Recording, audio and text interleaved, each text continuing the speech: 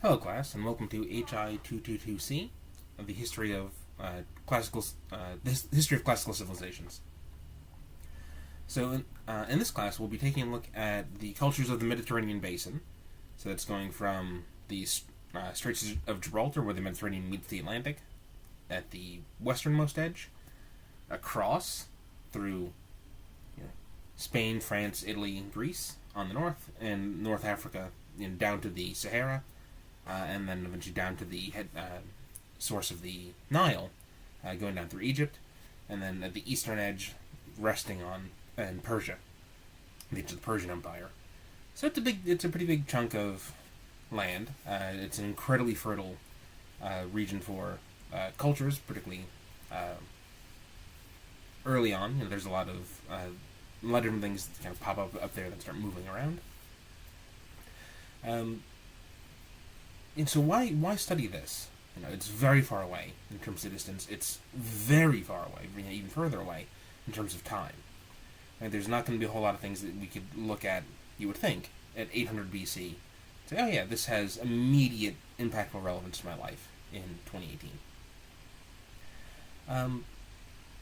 So I think part of the reason that I do these videos at the start of every class is to make the argument as to why this is worth studying. And I think that this is particularly important for this class. So, kind of broadly, circumstances change, right? Events change, people don't. And I think, we can see ourselves in the shoes, if you will, of ancient people. Faced with similar situations, we should at least be able to understand their actions. Why do they build the systems that they did, the governments, the religions that they did? Why did they take the actions that they took? Why was this such a violent period? What does that tell us about humanity? That the first thing that we do as soon as we're able to make tools and build cities is start going to war with each other. I think there are questions in that that we still ask ourselves that have the answers are relevant to today. I think I mentioned this in one of my emails. This is, in case you haven't noticed, seems to be a period of change in the world, not just in this country but everywhere. And maybe one of the things that we're changing from, I think things are going from kind of a world dominated by ideologies, right? You look at the World War II, democracy versus fascism, the Cold War, capitalism versus communism. Today, what are the great ideologies that are at stake? We seem to have, this country seems to have alliances with, or at least relations with, countries that are very far, you would think would be opposed to us in terms of ideologies. Saudi Arabia, China, right? Two very unfree places. This is theoretically blind free. Yet, Saudi Arabia is one of our closest allies. China, we've got kind of this on-again, off-again flirtation going on there. I think, if there's a prime mover in the world today, it's business. It's, everyone's out to make a buck right now. And I think we now have a president that expressly makes that his mission statement, is that he's focused theoretically on the economy. And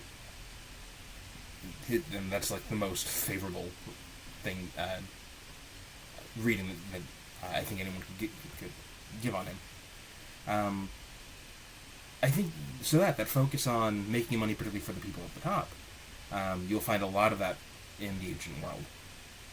And so, as we try to keep our civilization, to keep our world from kind of sliding backwards into the kind of stuff that we see in the ancient world, understanding what those societies look like, where you had a very thin oligarchy controlling almost all the wealth and almost all the power.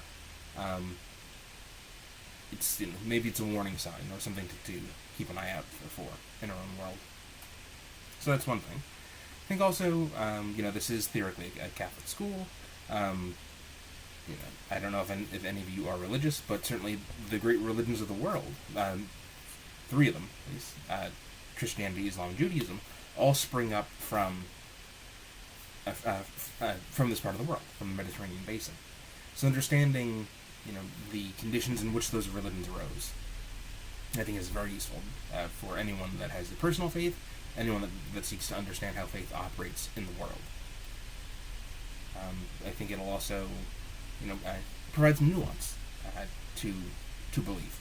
We'll use one of our chapters will focus on, the growth of the kingdom of Israel and the Hebrew people.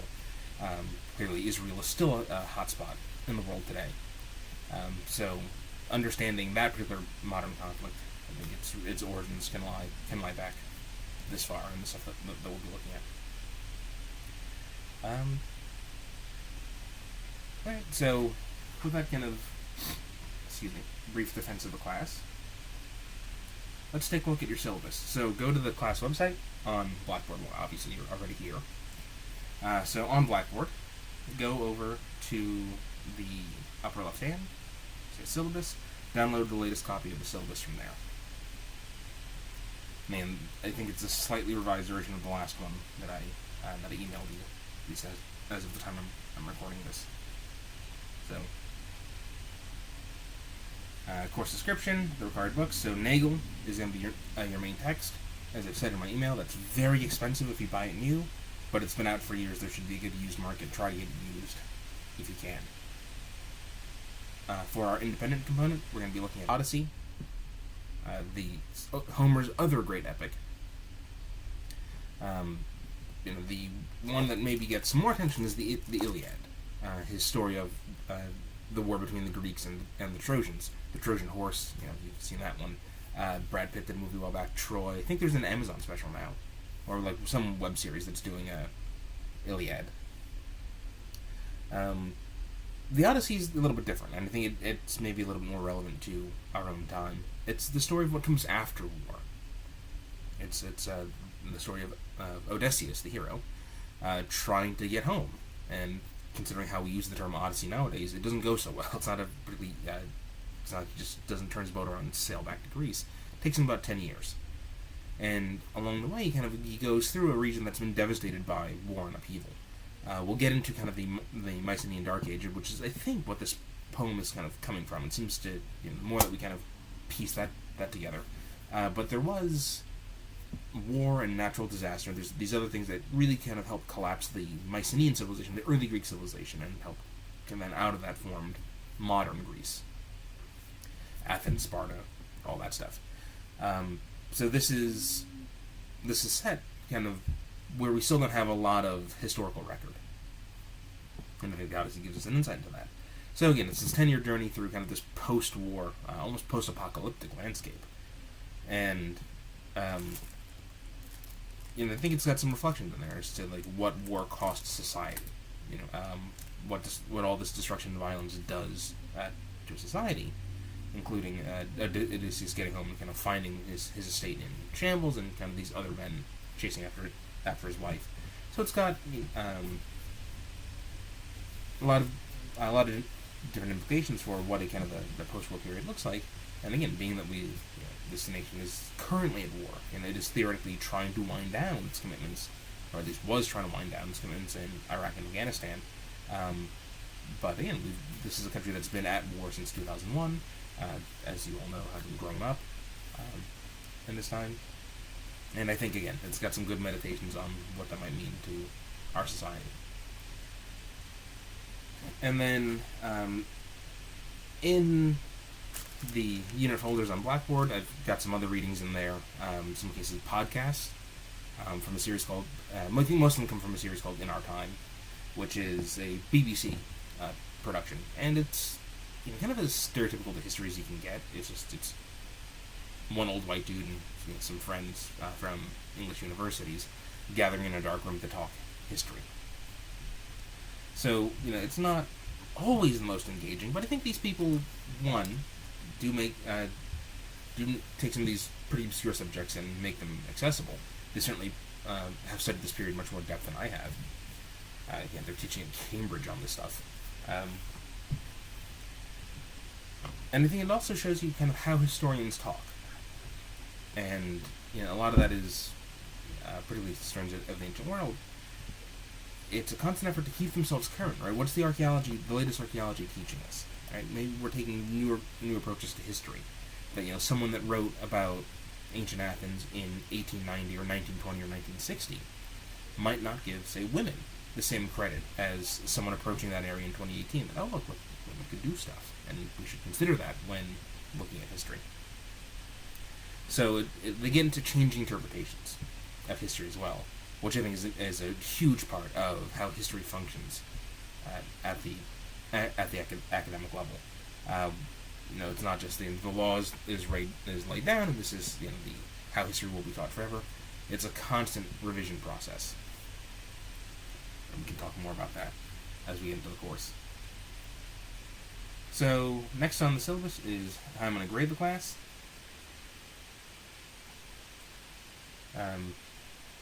So you'll have the biggest chunk of your grade is your independent component, and that's going to be 40% of your grade right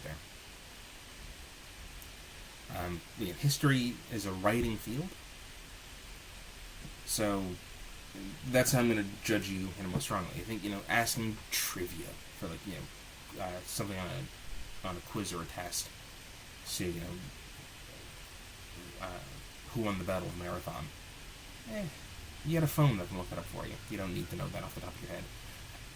What you do need to be able to do is read information, synthesize it into a thesis, right? Come up with a singular point that you want to say, that you want to prove, and then prove that point using evidence and explanation.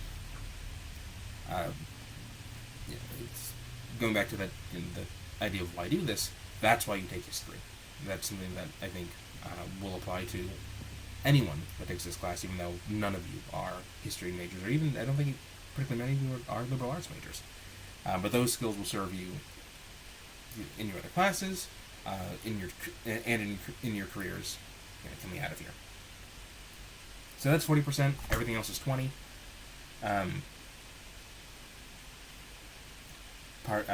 Participation on the discussion forums.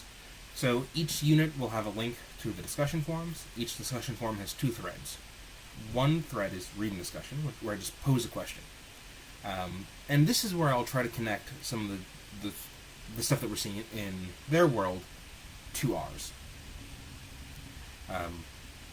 Which is, you will kind of want to avoid presentism in history, and want to avoid judging the people of the past based on our standards. But I think for this kind of class, and it's worth to have that conversation as to what comparisons and contrasts do we see between our world and theirs. I don't want each of you writing. I don't want 10 different answers to the question that I have there, and none of you talk to each other. If someone beats you to answering a question, engage with their point. Say here's where I agree and disagree. Again, give some weight to it. Give some stuff that comes out of the books. Use examples, that kind of thing. But again, this can be informal. This is not as structured as other things. So that's reading discussion. The other third, questions about the reading. That's if you just see something in the book that you're not sure about and want a clarification. That's where you ask. Excuse me 1 second. Sorry about that. It's always a nightmare recording these things during allergy season. That's the discussion boards. Your writing assignments. Generally, I'm looking for about 1 page, again, tied to the reading. Particularly early on, every time I've taught this class, I've had people just kind of Google, ancient Greece, and see what comes up. Don't. You're college students, you're professionals at this. Use good information, right? You have a textbook in front of you written by experts. If you're going to get something offline, go to JSTOR, get an article about this. Bring in scholarly information in your writing is what I'm saying. Even for these pretty simple weekly unit assignments. Try to cite your sources anytime that you use them. Certainly for your paper. And be pretty exacting as far as citation formatting. For all this stuff, use the system that you know. I think most of you probably use APA in your majors. That's fine. I don't like APA, but I'm not going to make you learn Chicago style, which history and nobody else uses, just to humor me. So I can grade APA, fine. But I will be looking for citations and formatting and that kind of thing that will be part of your grade, both for these weeklies, these written assignments, for the unit assignments, and particularly for your independent component. Midterm and final. Again, the midterm. Both these will be essay questions. Same thing before. Is like I'm not going to give you multiple choice. It's useless. And these will be just a little bit more focused, or actually, take that back. They'll be a little bit broader than your independent component, which will just focus very narrowly on the Odyssey. Again, the independent component and the final exam are the only things that have hard due dates in class. The component is due the week before class ends, so that would be Thursday, June 19th, and the final is due the last day of class. July 19th. The final is due the last day of class, which is July 24th. You're working people. It's summer. I want to make this class flexible. At the same time, I have obligations to you as students. I have obligations to the schools and as a teacher and employee, so that particularly as far as when grading is due. So there's a drop dead date. This class turns off at midnight on July 24th. I can take late work only if you've worked out some kind of extension in advance. And the sooner you come to me with that, hey, I know I'm going to be on vacation. Can I have an extra day, or can I get this in early? Early is better. I'll say I'll be as flexible saying yes as I can. If you come up to me, 11 o'clock on 11 p.m. on July 24th, oh no, this was harder than I expected. I didn't do half my work and I have some extra time. You can't. And I'm sorry to put my foot down, but this has been an issue with these online classes. If you're just starting the program, the sooner you can get used to this, to the speed at which these things move, the better.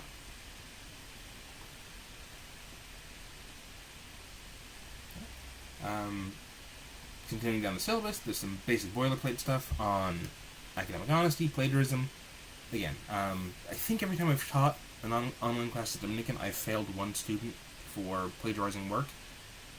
Kind of ties into what I was saying before about kind of going online and looking stuff up. Don't. It's you at this point you should all know what copying homework is. What is the difference between plagiarism and just citing something and using something offline and forgetting to cite a thing. All your assignments are due on Turnitin, or have a built-in plagiarism checker. You'll get caught. It's miserable for everyone involved. Respect yourselves more than this. Respect the work more than this. Learning assistance. Again, this is a writing-heavy course. The school does have a writing center. I should know because I work there. So if you want to run any of your work through the writing center, it's a good idea. I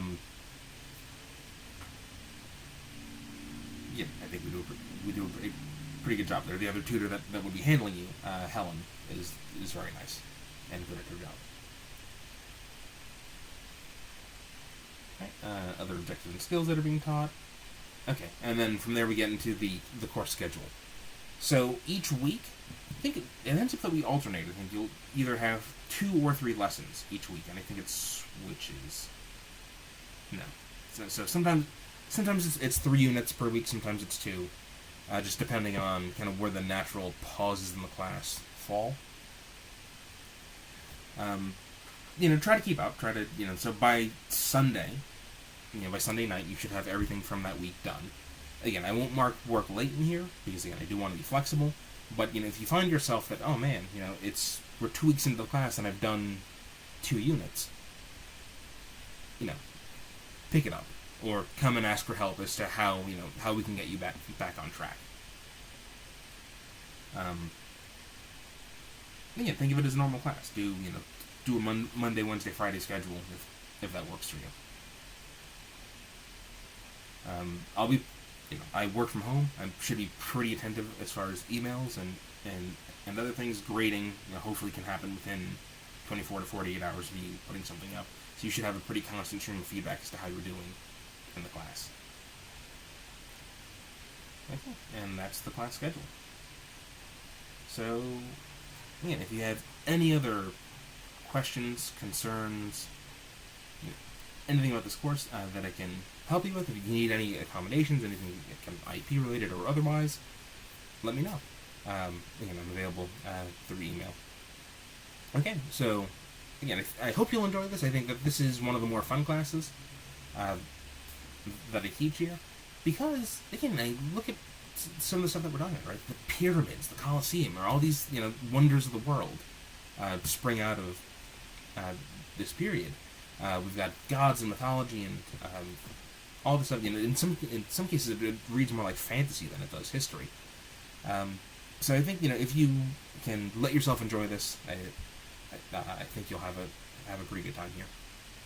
Okay, so good luck, everyone, and I'll be talking to you over the next month.